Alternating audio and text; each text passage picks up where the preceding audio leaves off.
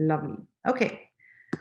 All right. So I guess in the interest of time, I will get going. First of all, I think I wanted to tell you that there's exciting news in our group in general. So that's, I guess, take this as a little bit of housekeeping if you want to. But we now have all of the videos up on the website, which I'm going to link to here in the chat. And then we also made a few lecture summaries of individual bits. So for example, Anthony and Alex Tabarrok's is already online on identity disclosing assurance contract and dominant assurance contracts. We already have Glenn Wales' lecture discussion online on social tech for political economy of increasing returns. We have Mark Stiegel and Arthur Brightman online on blockchain governance and the digital path, and Audrey Tang on tools for openness. So I'm going to share all of those in the chat. And yes, they don't look perfect yet, but you can help us make them better by donating if you find those meetings valuable and if you want written summaries of the meetings. Okay, great. Then today we'll discuss prediction markets. We'll discuss not only prediction markets, but replication markets, their problems, and so much more. And to orient ourselves maybe briefly, we are in the book in Open Society Layer #1 in information technologies and a right to information that's inherent in technology in particular.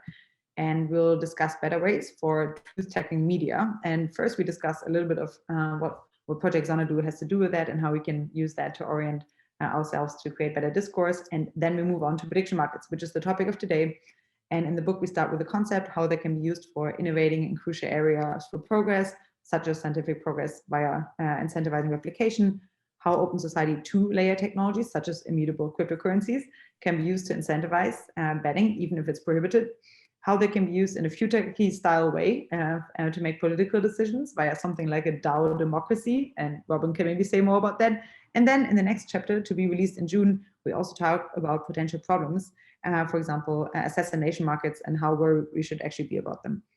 So I'm super, super happy. I couldn't be happier, in fact, to talk about this with the group that we have here today. I'm totally honored to have you in the same Zoom room.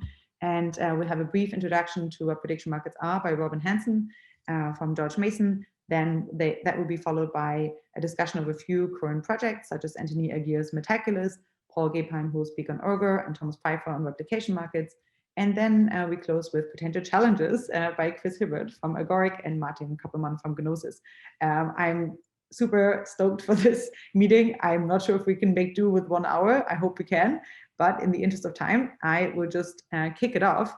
And I will do so by presenting the thing that I have to think about now when I think about Robin, which is this is one of the very early prediction markets that he actually led at a Foresight member gathering that we had in 1999, and it was set up with him and Chris Hibbert, and I think people betted really then afterwards by sending checks to the Foresight office. Here are a few of the claims that they made in 1999. Can you imagine it? And then we actually followed up with that in 2000.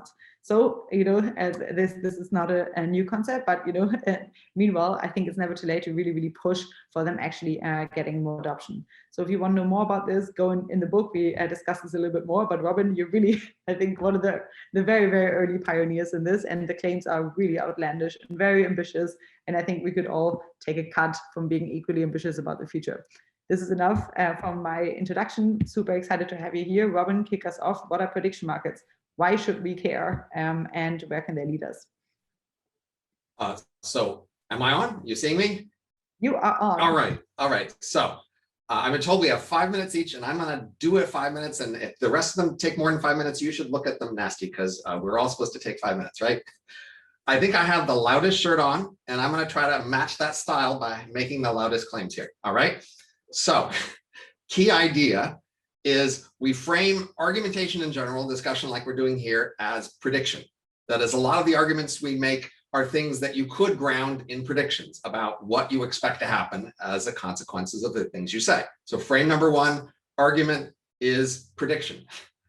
Frame number 2 is let's incentivize predictions transparently. So most of us have incentives when we're talking all the time, but these incentives are kind of opaque and not always great. We want to create a system where these incentives for prediction are transparent and clear to make good predictions. And furthermore, we want these predictions that people make to be integrated into a consensus that we could all use and rely on. If we weren't specialists in the topic, we could just use and take that consensus. So that's the key idea. And it's of course noticed that, say, betting markets kind of like are this. In a betting market, you take an argument and you grind it down into a prediction that you agree to bet on, and that's usually some work. And then the bet itself is a transparent incentive. If you're right, you win. If you're wrong, you lose. And the betting market price is a consensus that we can all rely on. And it's a pretty simple, robust institution for putting all this together. So it's an admirable way to do it. So it's less we need to design it, but it's more there it is. So in the remaining few minutes here, I want to put up some flags about how I think about this thing perhaps different than other people. And if you want to ask me about this later, you can, but I want to say, here's how I think about this different. So first of all, I'd say what I want most is for us to integrate this process into regular organization practices somewhere. That's my key goal. I want trials and efforts to do that. So the things I'm less interested in are the following. I'm less interested in people developing tools and platforms, which you could potentially use to, do a thing in an organization, because if you just have those and you don't actually get an organization, like, what's the point? I'm also not so interested in collecting a lot of new mechanisms and algorithms, because honestly, we've got plenty of those. And if we just have those, it's not so useful.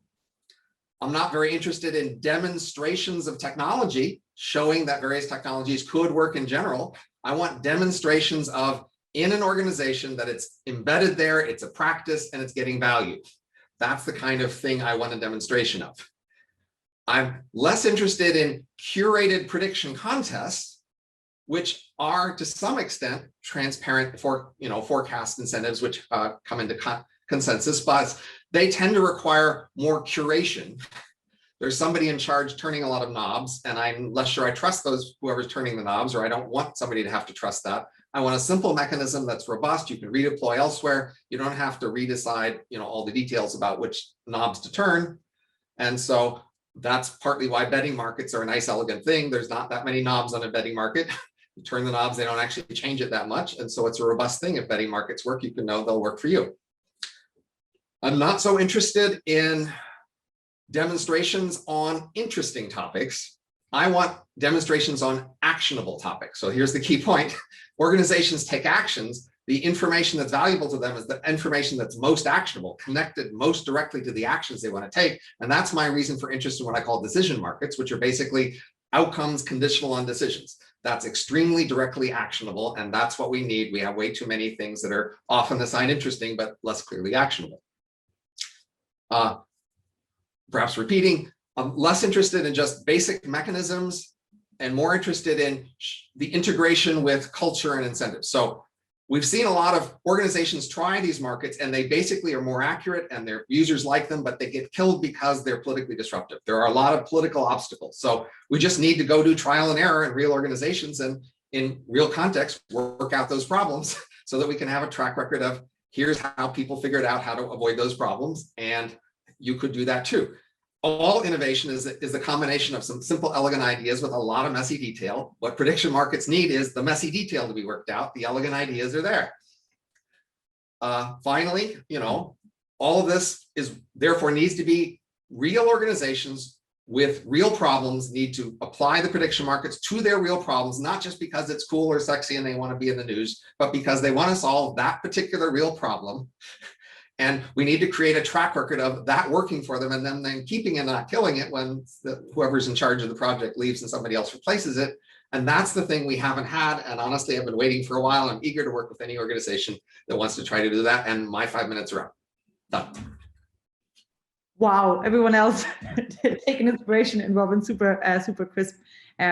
Super crisp description. I'm not going to butcher it by taking a long time now. I'm just going to say, get excited for Anthony Aguirre from Metaculus. We actually, at our 2019 member gathering, used Metaculus and to have the speakers, including Robin, make predictions on the talks that they gave, and then followed up on them a year later, saw how they fared, and gave prizes for that. So, Anthony, what do you have to say about Metaculus?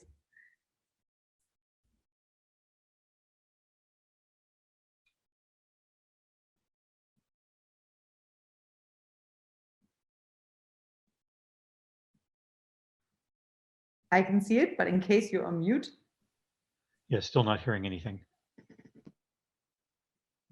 Are you trying to say There we something? go. Okay, sorry. Yeah. So I'm going to talk about other ways of aggregating predictions that are not markets. I think there's sort of three major ways that we make predictions in the world, or three different major systems that have feedback loops: brains, markets, and science. They all have things that they're trying to do, and sort of a feedback loop that tells them that rewards making good predictions and disincentivizes making bad ones, so that they get better. Brains we're used to, markets we're used to, prediction markets are a little bit new. Science we're very much used to. And I think there's an interesting place in trying to combine some of the powers of all three of these into one. The basic way that Metaculus and similar platforms, so the things done by Good Judgment Project and others are similar in this way, is that essentially ask for a bunch of independent forecasts from people. So pose a question, ask for forecasts. Then there's some data science that can happen on those forecasts. So you don't just have to take them at face value. You can know that people are biased in various ways and account for that. Use the kind of data set that you've built up over time of all of the forecasts to make different manipulations of the data for better accuracy, including you can weight different forecasts based on that individual's track record. And then you can basically put those together into a single aggregate prediction. Now, these sorts of things have a lot of differences from, so I'm using Metaculus here, but it could be any one that operates sort of similarly, have lots of different sort of pros and cons, such as differences from prediction markets. I don't think I want to go through all these given the time limitation, but some crucial ones I think are the issues with securities regulations and online gambling regulations that have been hard for prediction markets to negotiate. There seemed to have been some progress in that with cryptocurrency and with Kalshi getting approval for actually just doing it straightforwardly. There are major differences in sort of barriers to entry. I think prediction markets historically have had challenges about liquidity, partly because of that and partially because it's a default negative or zero-sum game. So there are just the knobs and dials that Robin doesn't like, I kind of like, because those knobs and dials allow you to design systems in all kinds of ways to get the sort of effects that you want. There also have been challenges figuring out what the financial model is for these systems. The casino model is a viable one. People do go to casinos and gamble, even though it's a expected loss for them, but they do it. That can work. One that I think will be a little bit more pro-social and may work in the long term in prediction markets is that companies that want to hedge against real world events effectively supply the money, and people who understand the probabilities well can extract that money because the companies are okay being sort of the dumb money in order to put the hedge where they want it. Metaculus functions more like a consultancy. The idea is that prediction consumers who want the predictions will subsidize the prediction makers with a platform taking a cut for operations. Metaculus as a platform, just a quick status update. Around 17,000 predictors, 4,200 questions, 500,000 predictions, 60,000 comments, 1,160 questions have resolved so far to give sort of the data set and the track record. This is still small by standards of online platforms, but big by the standard of prediction markets. One thing I will note is that starting living good online communities is really hard. Pretty much everyone you interact with is a big winner, and that you don't see the gazillions of other ones that didn't succeed. Survivorship bias is gigantic here. So don't underestimate how hard it is. This is something that I'm feeling really good about that we've managed to do as well as we have. The things that Metaculus likes to do are focus on making the best possible predictions. That's kind of, whatever it takes to make really good predictions is top line. But there are lots of other values that we like. Paying attention to the community, really building that up, positive sum dynamics, really interfacing with the other stakeholders and people that we want to get predictions working for. I totally agree with Robin that a crucial thing is trying to figure out how we can put predictions to people's use in making actual decisions.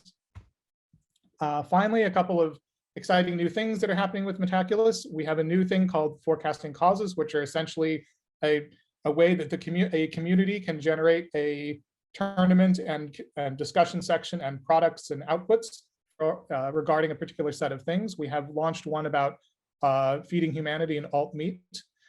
We have a major UX and UI design coming out soon, and a cool integration with the Improve the News platform, which you should check out if you haven't. I'm 30 seconds too late. I'm sorry, but I'm done.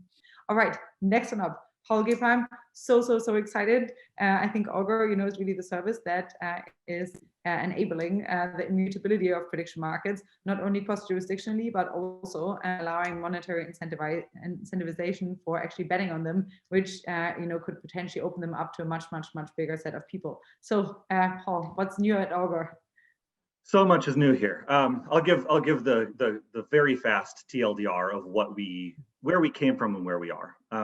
I would say that Augur has been approaching the problem that Robin, invented years ago, and took a different approach to it. Instead of looking at how we can just implement this thing organizationally, which is a huge problem and is very valuable, well, what Augur wanted to do was take a look at the issue of how can we actually provide access to this thing as a global financial good, right? As a tool that can be useful for surfacing information that is available in the world that is otherwise not able to be compensated for in a good way.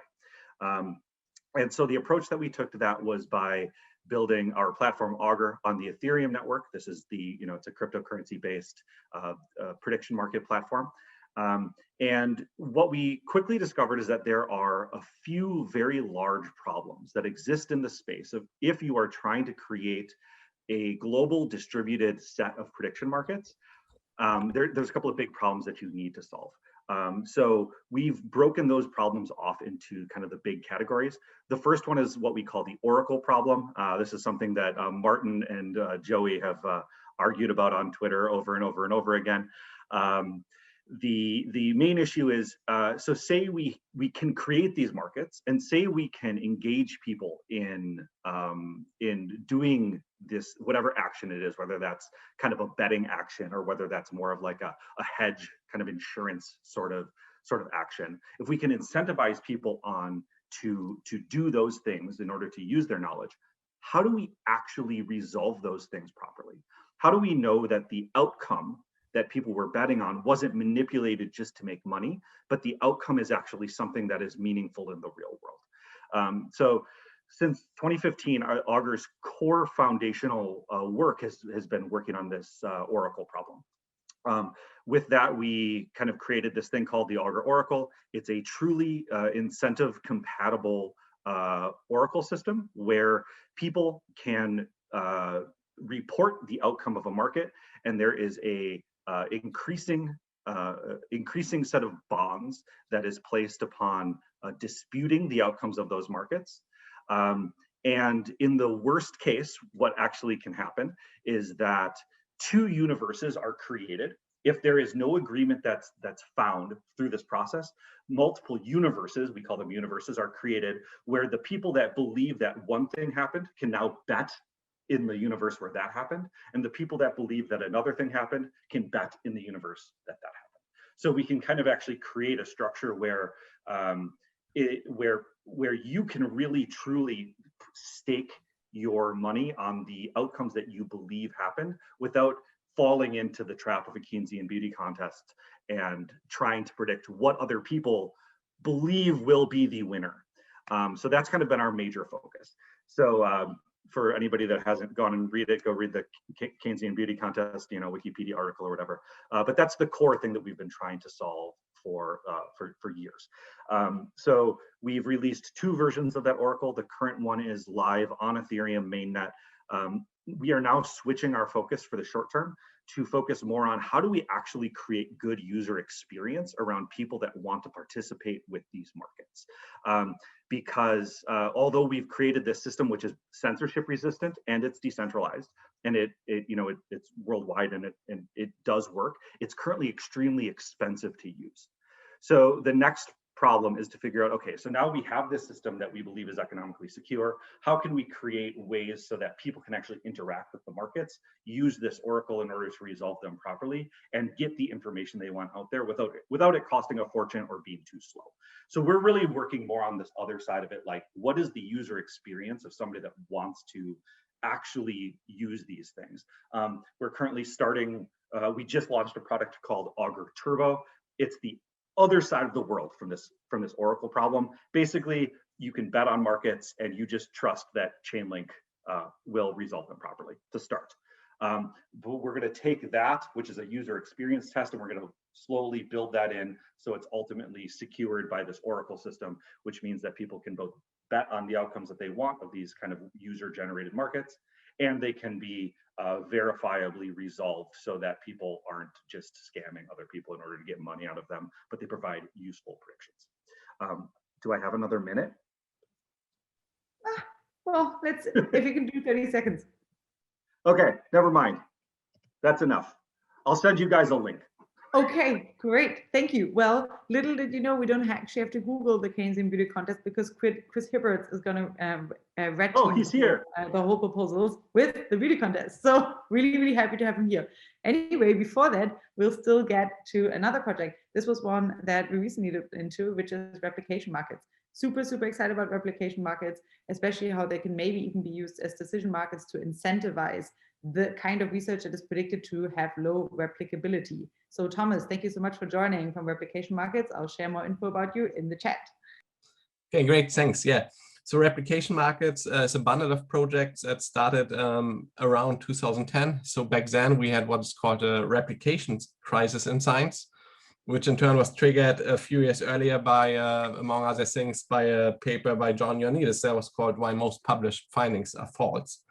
And so that motivated a bunch of research fields, predominantly in the behavioral and social sciences, to analyze that empirically. And they did a bunch of large-scale replication projects. So it basically sampled studies, redo the studies, and see how much of the original results would hold up.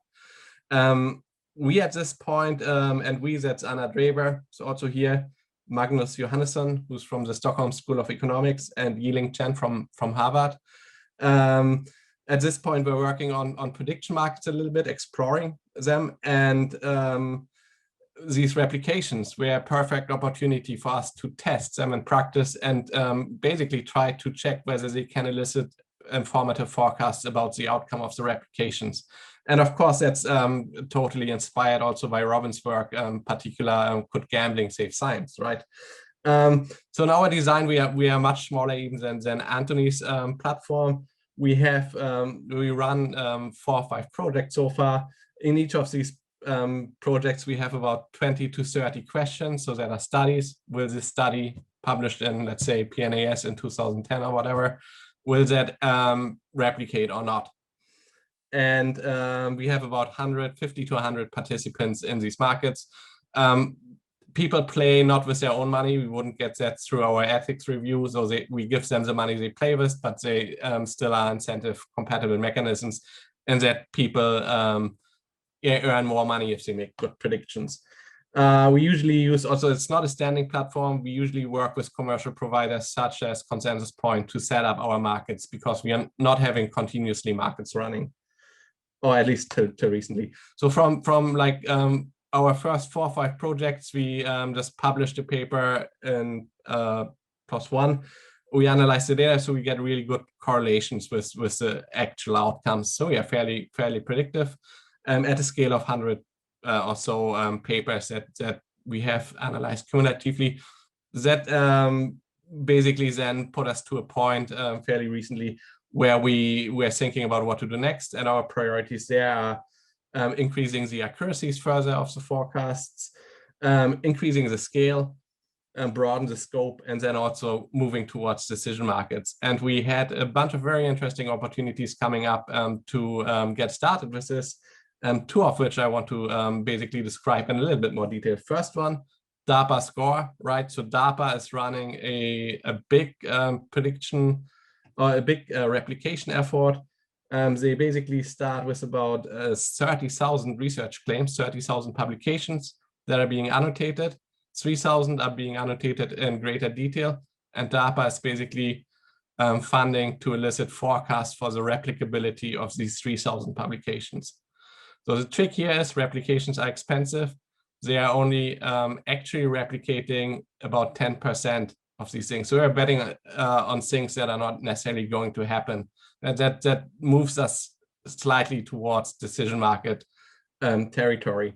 So that's very interesting what we've been doing. So we used the decision market approach with a sort of dumb decision rule, in a sense that the forecast did not determine which kind of things would be actually selected for replication. And we did that by basically using standard prediction market approaches, except the shares that we would be trading would be paying out, instead of $1, 1 over $5, where phi is the probability of a claim being selected, which is a constant in that case.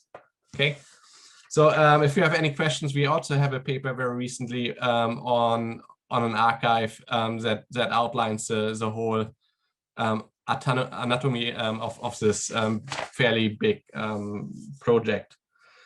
The second thing that's probably more interesting from a point of view of decision markets is, and that's just going to restart now, is that of course a decision market can use the forecasts to prioritize, for in this context, what study to replicate.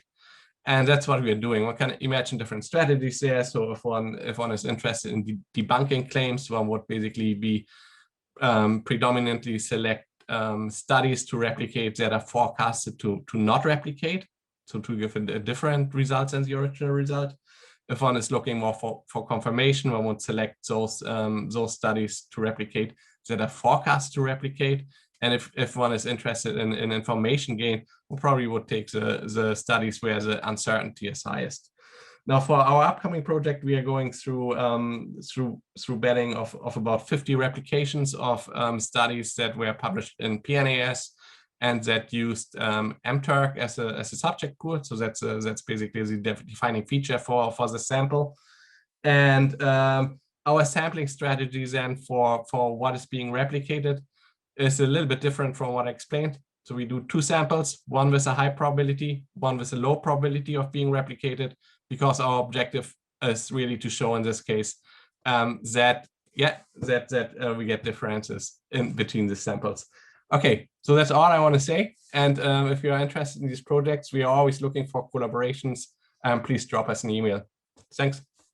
Thank you so much, man. I can't wait for the discussion. I hope you all know that we will have a discussion after this. So please already start collecting your questions in the chat. I think having your interest piqued by this is yeah, it's fantastic. Next one up, we have Chris Hibbert, and so Chris Hibbert is here on the red team, and so he was collaborating with Robin at one of the early Foresight prediction markets at our member gathering, and has had since done his own efforts in that space. And he has extensive beauty commons criticism. So Chris, I'm super excited to have you here. We were conspiring a little bit on this meeting, i.e. I was begging you to do this meeting with me. So thank you very much for joining. And we are really looking forward to your potential criticism or pointing out problems. Thank you.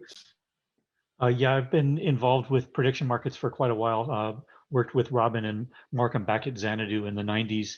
I'm currently working on smart contracting at Agoric with Mark Miller.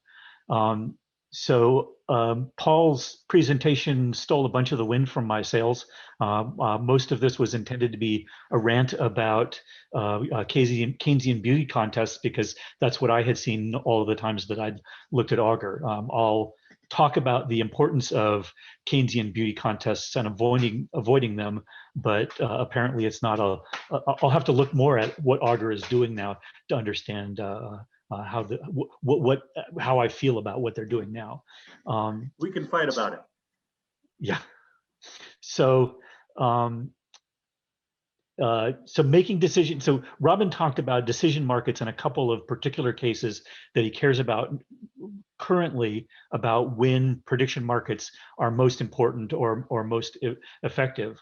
Mark Stigler showed in a couple of his novels, David Sling and some of his other stories, his characters using prediction markets to make plans for highly variable situations, fog of war, adversarial action, even developing new technologies.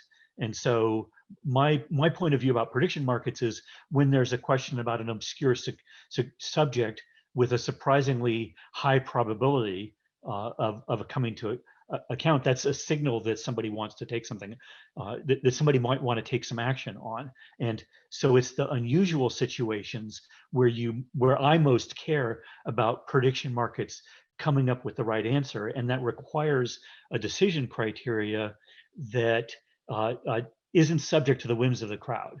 And the problem with the Keynesian beauty contest approach is that, I mean, as we saw in the most recent presidential election, there were lots of different opinions about what had actually happened.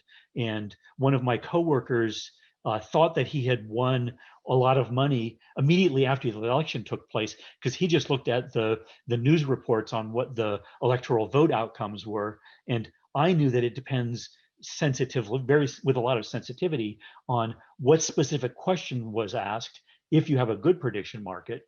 And there's lots of different ways to phrase the question about what happened in the presidential election. There's the popular vote, the electoral vote. There's who's actually going to be inaugurated at the end of January. There's what's the electoral college actually going to do.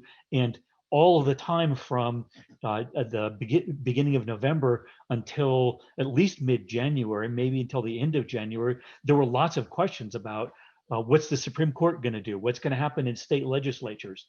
And some of the prediction markets on that question made their decisions in December, and we just didn't know the answer at that point.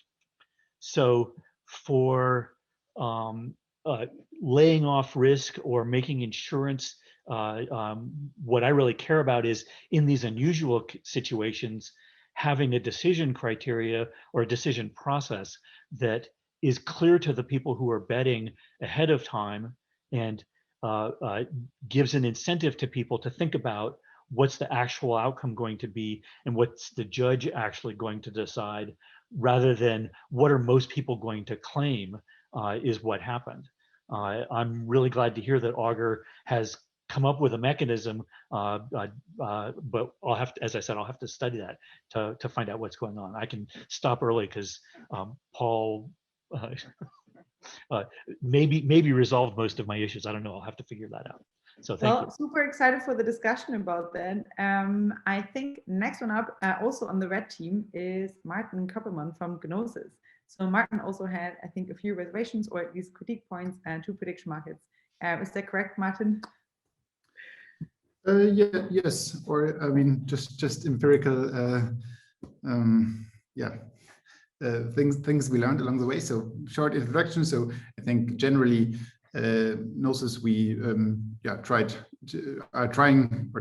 to achieve something very similar as Augur team. So build an open prediction market where anyone use cryptocurrency, anyone can start a market on anything. Yeah, and we have built that. That is available. And it basically turns out people are not that interested in it, frankly. So right now the reality is we have also built other things along the way, and those things just got way more interest and people use them heavily, and so our focus shifted simply away from prediction markets, despite the fact that we were extremely excited about prediction markets 6-7 years ago and really spent a lot of time and energy in trying to make them work. So maybe, I mean, I don't have, of course, the complete answer, and I won't make the claim that they can't work, but I can maybe share a few things, what we experienced in a way, how they don't work. So we came from the kind of classical prediction markets, I guess I call them, where it's purely about financial incentives, it's purely markets, and it's not kind of other like kind of social incentives so in the pure market with a pure market idea, of course, you have the problem that prediction markets are generally a zero-sum game, or maybe even negative-sum game. And empirically, the only two betting markets that are quite active are sports betting and politics, but they're also pretty much only the US presidential election. Everything else is also not well, doesn't get enough. And and so it seems to be that for markets to work, or for a zero-sum market to work, you obviously need someone who's constantly losing money. In sports betting, that's kind of obvious who that is. And as you have those people, you definitely then develop a group of people who really really become experts, or really kind of put in enormous effort into figuring out the real probabilities of an event. But that requires many millions of money that's basically to be made. So the idea of prediction markets is, okay, we can use this, or our early understanding of the idea was we can use this for useful stuff. So then there's the idea, okay, well, let's fund the market. And we did that in a few examples. So a year ago, well, Corona was, is still a big topic, but a year ago it started, and we were just ready with a version of our new platform. So we started Corona Information Markets, took $50,000 to fund those markets, and hoped to get some insights from that. And it turned out, $50,000, or that were spread across 10 markets, so $5,000 per market. And that's definitely not something where you get people like to quit what they're doing and then try to figure out what the probability of that question is, and try to get the money. So we went on and increased the amount, and had at least 6 markets where we put in $50,000 per market, and thought, okay, well, $50,000, that should do the job. That should get people excited, and kind of, well, we can later figure out where this $50,000 would become regularly from. We just sponsored it in the beginning, but we wanted to see at least, okay, well, if you put in $50,000, we will see kind of have the feeling that the market forecast is accurate. And it turned out that even that was not enough. And it became to me a little bit more clear that this is actually not that unexpected when I looked deeper into it, kind of how much from an individual perspective, how much could I actually make? So from our perspective, we put in $50,000 into an LMSR market maker, where we kind of would just let it run, so we would expect to lose it fully. But as a trader, the amount you can make is also then less smaller. So let's say the current probability 30%, or the market prices it at 30%, but you believe it's 50, and maybe you are even right. It is 50%. The true probability is 50%. What you will be making with a $10,000 bet is obviously just different. So you just have an expected value. So your $10,000 bet will have or 10,000 shares will have a $5,000 payout. You need to, so in the end, you still have a not that great payout. You have a fairly high risk, because obviously you might still lose. I mean, you are right with your assessment that it's 50% and not 30%, but you still end up losing money. And the simple reality is, a lot of people wouldn't do that bet. It takes a very, very specific type of people that are kind of are very long-term thinking, are very, well, kind of don't care about risks. So yeah, maybe I leave it here, right? So just a few problems we encountered. Okay, perfect. Thank you so much, man. There's so much to discuss. I think we start the thread with Chris and Paul on the beauty, on the beauty market thing. Maybe Paul wants to just answer to Chris. Then Anthony had another point, and then you can just chime in whenever you want. I'm going to totally retreat for the speakers, and then I'll only interfere in case I want to open up another bucket. Okay. Yeah, Chris, I'm interested in understanding kind of what you saw and what your concern is and what you'd like to know about what our Oracle solution is. Well, what I saw early on was that the appeals process went to a broad panel of participants, and that just seems rife with Keynesian beauty contests. It seemed like they were rewarded explicitly for voting correctly, which means voting with the majority, and I didn't get past that. I don't know if that's still that mechanism when you're not using oracles. So yeah, so that is that's never actually been the full mechanism, and I think that's the part that's interesting to see here. So the way that the Augur Oracle system works is that on the front end of it, it sort of looks like a Keynesian beauty contest. What you more or less have is there's an outcome that's stated as, Donald Trump won the election. Say somebody, the market creator says that that's the outcome. Immediately after that, people can stake rep our token on either side of that. And this is the part that looks kind of like the Keynesian beauty contest. What it does is it says, hey, how much money is on either side of this? Did Donald Trump win or did he not? Right? Right. The place where it becomes interesting, however, is that once you reach a certain... And it should be the case that there's an equal number of people who have a financial stake in the particular in both outcomes. Exactly. So the place where it gets, or maybe not equal, but a similar amount, or a similar amount of financial size, yeah, for that risk. However, with Augur, where it becomes interesting is that you've now staked your money on either of these sides, and if one side no longer can gain enough money to win, then the other side loses all their money. So you've now not just voted, but you've actually voted and had the ability to have the winning side take your stake of that.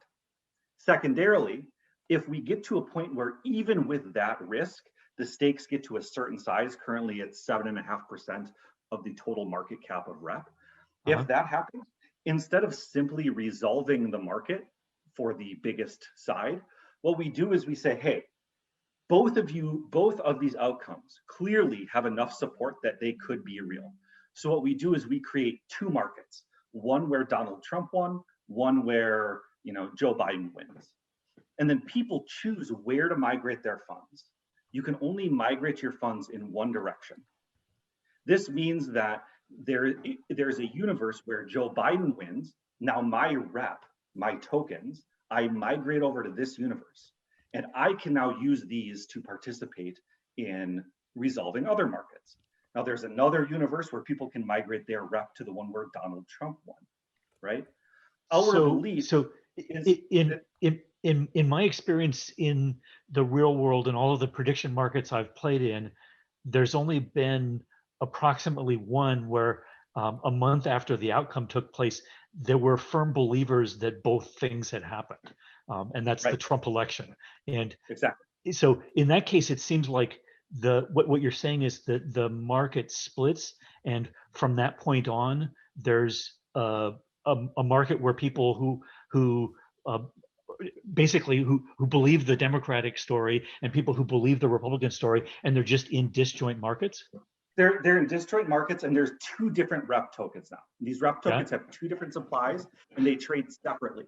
So if you believe still today that Donald Trump won the election, your rep that is now tied to Donald Trump winning the election is probably going to be worthless. Nobody's going to trust you to resolve their markets anymore. So our belief is that in this case, the real world outcome is the one where the actual I think there's still 10% of the country. I think there's still 10% of the country that thinks that was the case. That's true, but 90% of the people that participated in that market don't need to deal with them. All right, we have one comment on that by Mark, and then Anthony, I think, also had a comment in the chat that he may want to make a video. And then afterwards, we'll move on to a new question from Anthony and from Robin to Martin. Yeah, first of all, I share Chris Hibbert's opinion of the Keynesian beauty contest, but the mechanism that Paul just explained, which is forking the universe into two separate universes like that, I think is not a good outcome. I think it's a terrible outcome. I think it's sort of, it's the outcome that means the prediction market failed to create an honest consensus, failed to create an odds that people can use to inform things in a common way. We don't have two separate universes on a stock price, and that was, and the stock price gives us an honest consensus on the value of a company. And that was part of Robin's original inspiration for what he was trying to do here. I think the missing mechanism is reputation feedback. And I think where that reputation feedback has to come from, and where it did come from in the early prediction markets that Chris and Robin were both involved in, is that when you create a proposition for people to bet on, the proposition itself explicitly broadcasts, explicitly states its decision criteria, explicitly states, for example, who the judges are going to be and what the decision rule among those judges are. And that reputation feedback means that people looking at the proposition can make the judgment not only about what they believe about the proposition, but what they believe about the explicitly enumerated jurors and the decision criteria. And this lets potential jurors compete. It lets feedback from bad decisions, or what some people think are bad decisions, feed back into what you think of future propositions using those jurors. Anthony, do you want to make a case here? Yeah, I wrote this in the comment, but my experience, I would say, is that with Metaculus, that there are very few, like the overwhelming majority of questions, if they're constructed well, as Mark was just saying, like specific resolution criteria, just resolve clearly with no problem. And so it's a small minority of things that where you get hung up either because your question was flawed or because society is flawed and like can't get its act together in terms of what truth is. And those are important, but I think a very elaborate mechanism to treat that small number of questions, may be necessary in some cases, but I think it's sort of best to be avoided. So I think what is nice about the Metaculus method versus a market, for example, is that if a question is ambiguous, we can just say it's ambiguous. We're not going to resolve it, done. Now, that may be doable in some market mechanisms, but it's clearly more awkward, and it's also more awkward if there's obviously lots of money on the line in one particular question, where like in the Trump case, like millions of dollars are riding on the resolution of that one particular question. So yeah, I guess my feeling is that this is it's a non-problem in some mechanisms and a big problem in others, but totally solvable probably in all of them without like a very complicated like Oracle system, I would think. I'm just gonna interject quickly. I think it would be a real shame if the question about whether Biden or Trump was elected was tossed back as not determinable because the public is divided. I can think of one question on the Foresight exchange, a play money market that's been going on for a long time. There was a question about whether North Korea was going to launch a nuclear missile at Japan, and North Korea launched a missile. They aimed it towards Japan. It wasn't clear whether it where it landed or whether it was nuclear, and so the judge threw up his hands. But most of the time, on important questions, you really want an answer. Robin, well, you want an answer, but I'd like to make the comment that when a prediction market or decision market or contest process is targeted to a particular customer who is buying the information, then they're the obvious people to judge these particulars. So for example, if an organization wants to know, will we make the deadline? Then they're the ones to tell you whether they make the deadline because they're paying for that information. And if they corrupt that process, they won't get estimates that are useful to them. So these issues of who settles the bets are mainly issues in these big public markets where there is nobody paying for it and people are just trading, but it's less clear there's a social value there. Okay, I'll give Paul the last word, and then Anthony opens up a new bucket, and then Robin opens up the final bucket. My last word there is that on the Augur market for the presidential election, we got nowhere close to a fork. It's set up such that the incentives are such that it becomes very, very expensive to start believing stuff that's not true. So it actually did resolve properly. This system is really, it's a threat. We call it the threat of fork. And that threat does kind of push people toward realistic thinking. All right, Anthony. Yeah, so that sounds great. I very much like the idea of like something to fall back on. But yeah, on another topic, I'd love to hear from this particular group, because there's a lot of thinking about decentralized markets and mechanisms and institutions and governance. What do you see as is there a major advantage in terms of prediction markets or prediction platforms in them being decentralized, as opposed to stock exchanges, which are very centralized, or other other sorts of platforms for making decisions or predictions or whatever? Yeah, I'm curious what people's thinking is on where the advantage is in decentralization. I don't see it myself. Martin or Paul?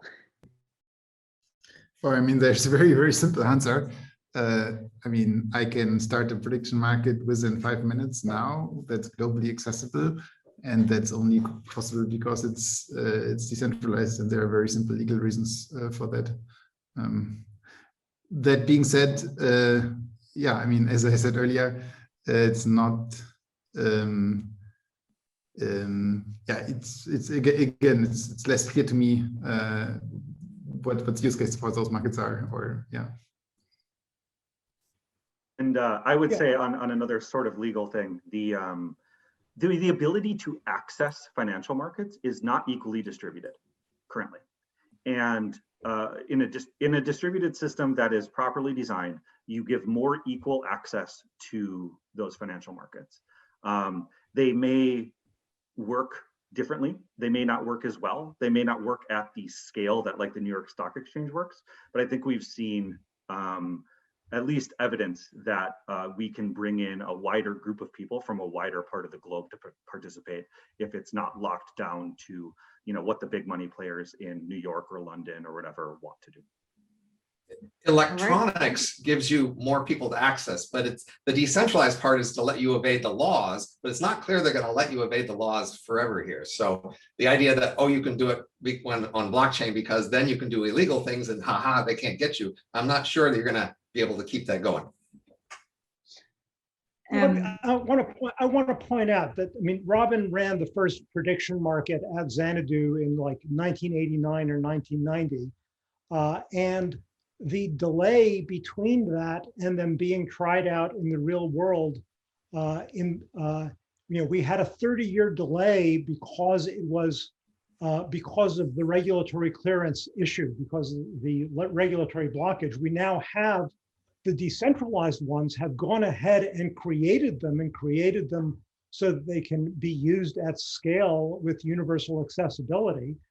And it's not because we got the regulatory permission that we were waiting on for 30 years. It's because we figured out how to stop worrying about getting the regulatory permission. But I would comment that it seems that there is now, I don't know how closely people have been tracking it, but there is now a prediction market that will be launching soon that has the regulatory approval in the US on a pretty wide variety of things and at large scale. It'll be very interesting to see how that develops. Just wanted to throw that out there. I want to say have both all three now. The markets that I want to do have never been illegal. The main obstacle is internal political, disruption inside organizations. Organizations, when they sponsor their employees to bet in markets about their topics, that's completely illegal. It's all long been completely legal. The problem is that they're less willing to do it, not that there are laws against it. And I think Okay. you're wondering For- about why that is, made you write elephant in the brain. And Robin, if you want to open up the next bucket, which is, I think, a question to Martin, if he's still here, and then maybe we can take one from Adam to Thomas to hear a little bit more about incentive markets too. Well, I was just more of a comment to Martin. I see he's still here. In general, we have a huge history of labor markets. And we know consistently that over time, it's possible to pay people to do things. But we just also know that if you have a new kind of job you want people to do, and you just throw the job in the world, but you don't do much marketing or let people see experience with, the people are reluctant to do any new kind of job if they don't understand it and they feel there's a lot of risks. So it seems to me that whatever you tried would be more an evidence of like your marketing strategy and how it was framed and what people understood about it than the very idea that we could just pay people to do things. If we offer on average some incentives, then people will compare that to their opportunity cost of time and do it if we pay them enough. And of course, if they overcome the fixed costs of figuring out how to do this sort of thing and they're used to it, they heard a track record of other people doing similar things and they sound like that works. It just takes time to introduce a new kind of labor market practice, doesn't it? Well, I mean, it's a little bit more than that. I mean, again, we very concretely, we did a large market on when an important milestone for Ethereum would launch and so on. And the typical Ethereum developer who would be best suited to answer this question is simply not used in a payment structure where in 6 months they might lose money or despite being right. And I mean, on a very abstract level, you can still say we are paying them, but on a personal level, it's very much less like getting a payment. I mean, there are lots of hedge funds in the world, right? Who basically get their payments on, work doing these sorts of things. And once they get used to the idea that hedge funds are a thing and people set them up and they have a regular practice, then it doesn't cost that much to fund a hedge fund, but you have to set it up. Well, I mean, to get hedge funds involved in those markets, you simply would need more than $50,000. I mean, then you would. I mean, if there would be billions to be made, of course, yeah. But then the question is, where do those billions come from? And in sports betting, billions are to be made. You can make billions with sports bet, or like people are losing billions with sports betting. So someone is making billions with sports betting, and who's paying the billion? I mean, we also have like hundreds, thousands actually of lab experiments where people are paid in the lab to do things, and the lab incentives make them do things different. And many of those are market experiments where people trade in markets in the lab experiments. So, that's a lot of data that people can be incentivized to trade in markets with money. All right, so we now have 1 minute officially. Of course, everyone who wants to is welcome to stay online, and I will definitely happily do so. I think this conversation is really fantastic. But just finally, also to hear from Thomas once more, what is the thing, Thomas, that you think is most valuable to have replication markets on? And maybe as a follow-up, also what's next really for your replication market project? So one of the things is, of course, like getting scientific consensus. So I think there's a little bit of risk of what we're seeing in society with the elections, also that also in science you have coexistence and entrenchment into different and compatible positions, and that's something I'm concerned about. And I think prediction markets can help a little bit there. On the practical side, of course, we want to have the community use these tools, and so journals tend to be a little bit too conservative. We have that in the chat. I think one starting point would be to work with archives, right? Whether a preprint is being published, for instance, that's something we're working on. So what kind of early evaluation of information that's out there. And the other thing is I would like to see that also as decision-making tools. So like basically where communities of scientists negotiate what the best experimental design is. And that can be done by betting on experimental outcomes based on design decisions. And I think the scientific community is just like perfect for addressing these things because it's really easy to work with. We usually just have to fund their accounts. But there's so much intrinsic self-motivation in there. That's usually not a problem to get predictions out. All right, thank you. In case, because I still have everyone here, just while you're all here, I just want to thank you really for taking the time. I don't think I could have asked for a more stellar panel to discuss this with. I will definitely stay on with whoever wants to stay on, but I just want to make sure that while you're still here, I just take the time to really thank you. This was really, really fantastic, and I'm super excited about what's going on in this space. Thank you, thank you, thank you. It's really much appreciated. Okay, so for whoever wants to stay on, we continue. Does anyone else have a question maybe to Thomas on replication markets, or another comment that, okay, Robin.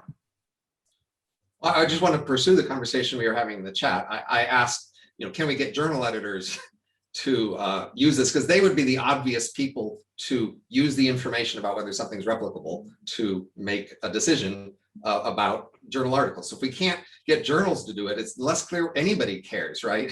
So people pretend they care about the replication crisis, but if journals say, no, we don't really care if papers are replicable in our choice, it's just less clear anybody is going to care about whether papers are replicable. And that's the fundamental, you presented the closest example of an actual customer who might care here. So that's why I'm pushing on this, because I said the whole thing is to find a customer who wants to buy the information and try to sell it to them. It's less, do funders who fund research, will they care about the estimate of replicability? Do people hiring people at university, and to jobs, do they care about estimates of replicability? Who is the customer who cares and wants to pay? Yeah, no, it's good points. I think, who's the customer of science is a tricky question. I think everyone who is in science is of course concerned about replicability. The journals are, but they are not concerned enough that they would run prediction markets on that. That's I think the barrier is too high for them. They don't have to run them. They just have to say that they will use your prices. That's they don't have to pay anything, right? As long as your project's being funded, that's the lowest bar you could possibly offer. You have to say, we're going to do the experiments on your papers. All you have to do is say that you will look at these prices as part of your process, and they wouldn't even do that. Yeah, Robin, they would have to fund us, of course. And there's a little bit of work in there in getting the community and getting the bottleneck is really doing the replications and keeping the community together and getting their responses. So that's a big bottleneck, and that's expensive activities. Adam and Anna, you were also commenting in the chat. Anything you want to add to this? If I can add something on, so I've approached several journals in econ and journals like Nature, Human Behavior, and others. And my impression is that the ones run by academics won't say yes because they're afraid for reputation, strategic concerns, etc. So the ones that are more likely to say yes are the ones that, like the for-profit ones.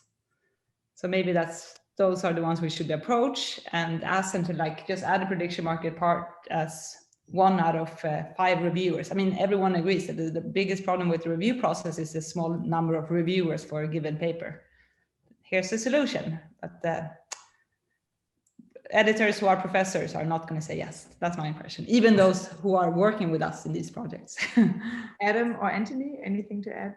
Well, I just said in the chat, just as a first step, getting authors themselves. The problem is that it's impossible to get referees for papers, and nobody cares. So to have a thickly traded market for every paper is just definitely not going to happen, at least in my field.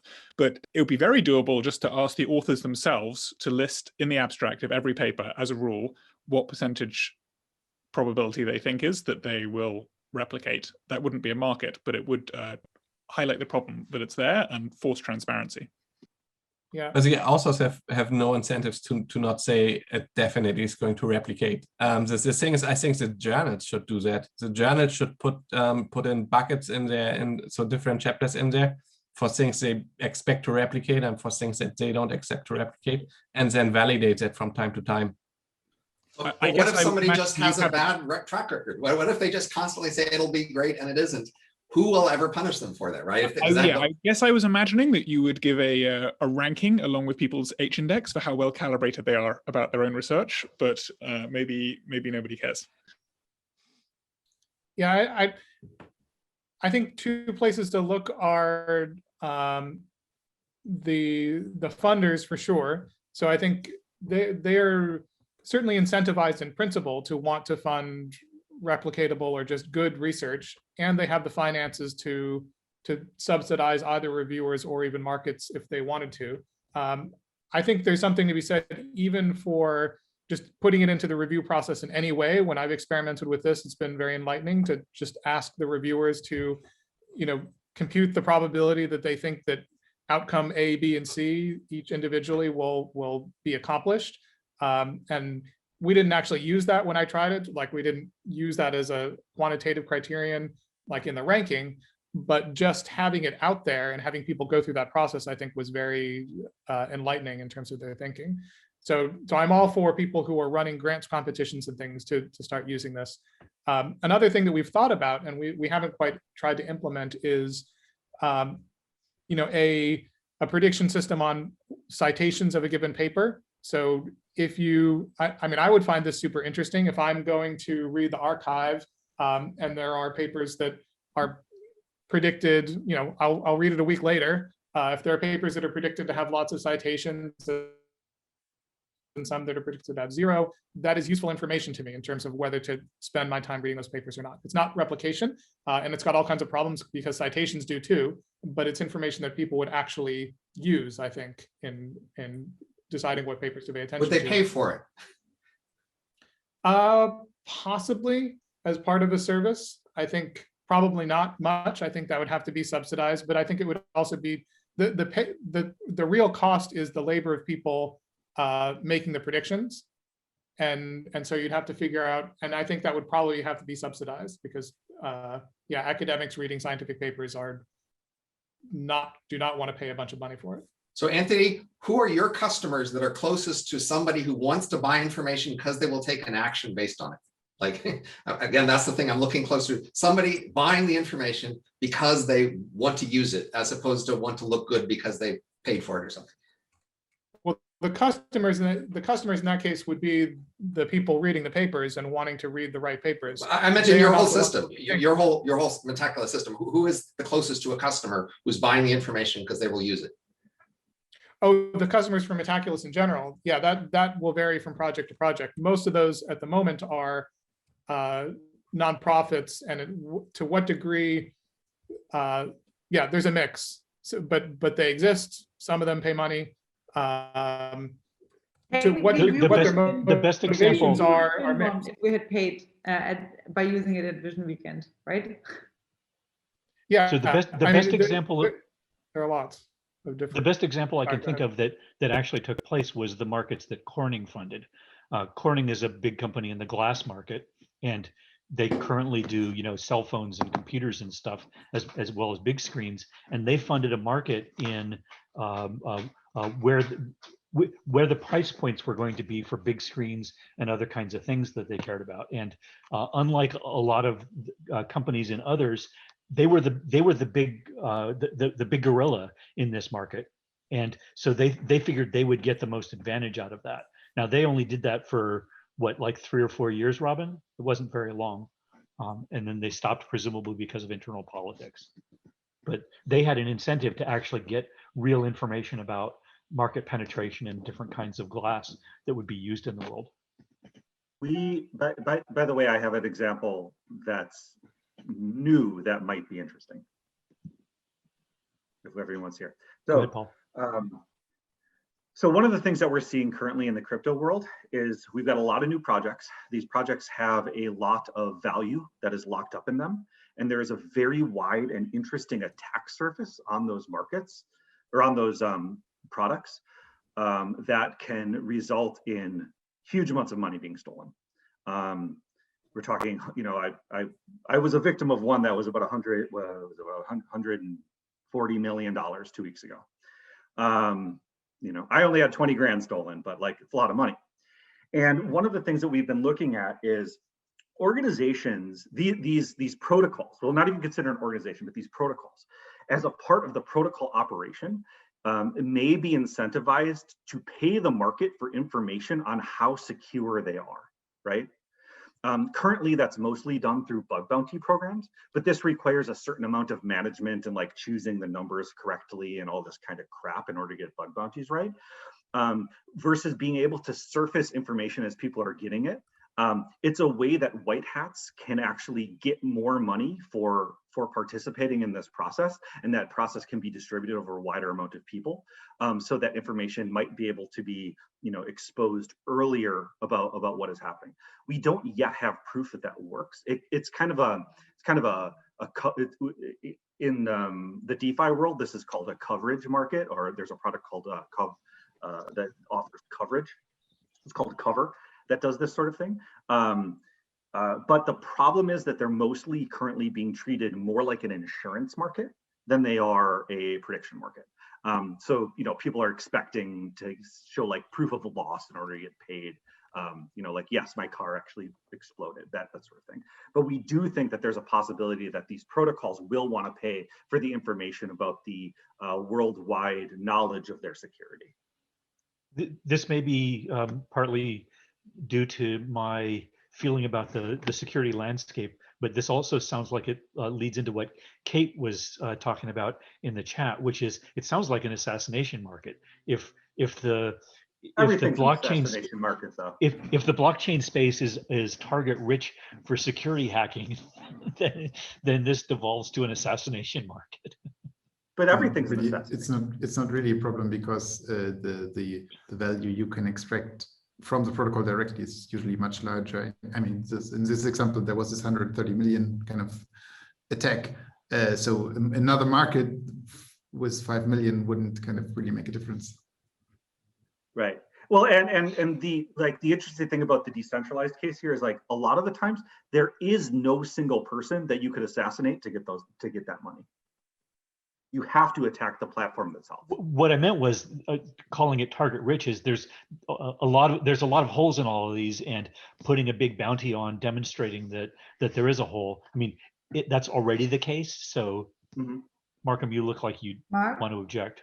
Yeah, the identifying these holes early is to everybody's benefit. The way these things are supposed to run, the way everybody wants to get them to run, is without the holes. This is the big difference between this and an assassination market.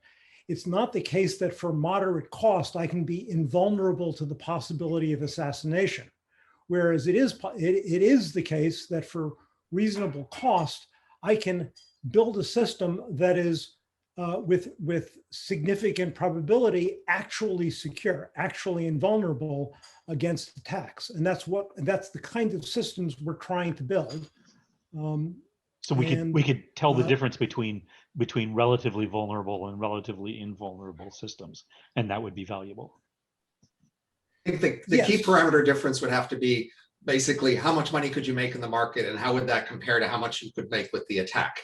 As long as the money you could win in the market is small compared to the attack, then the existence of the market isn't going to change the incentives to attack much, right? The assassination scenario is you could kill somebody for a few dollars, but why bother? But now you could make $1,000. Hey, I'll go kill them, right? That's the problem with the assassination. So, right. And in the case of these crypto markets, is like there's actually a much broader community of researchers that are looking to find these issues than ones that are willing to exploit them. Because once you've stolen the money, what do you do with that money?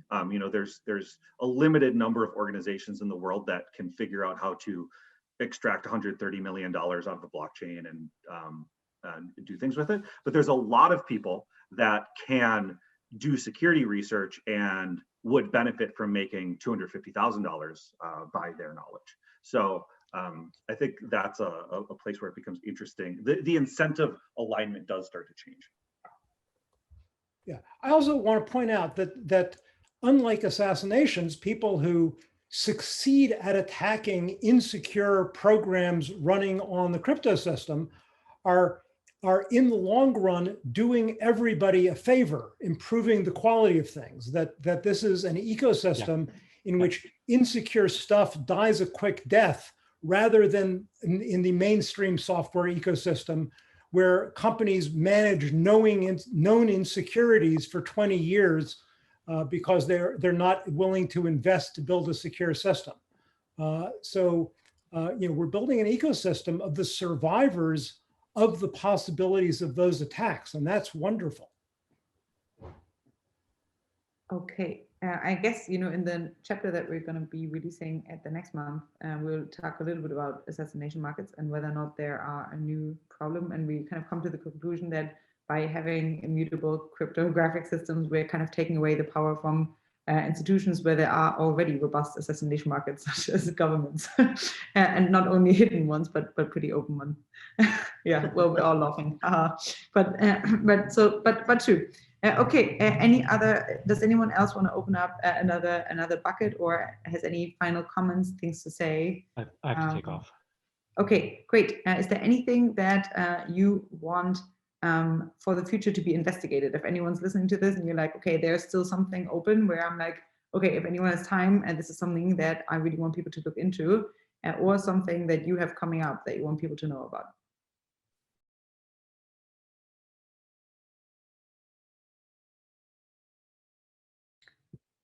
No, well, we've covered it all. Okay, great. Well, hey, I can't thank you enough for this. This was like a very, very fast wonder walk through a variety of different topics. I'm again super thrilled that you could all make it. I hope this wasn't the last time we see each other. Maybe again one day in person. We have our next meeting with Brewster Kale and Primavera de Filippi. I think it's the week after next week, on how to peacefully transition into crypto commerce. Oh, and Jim Epstein from Reason will join us too. So super excited about this one. And we have a lot more talks scheduled for June, including, I think, Richard Crape with Numa AI will join us a little bit later in June. So super excited about this. And again, thank you all for joining. This was fantastic. Thanks a lot.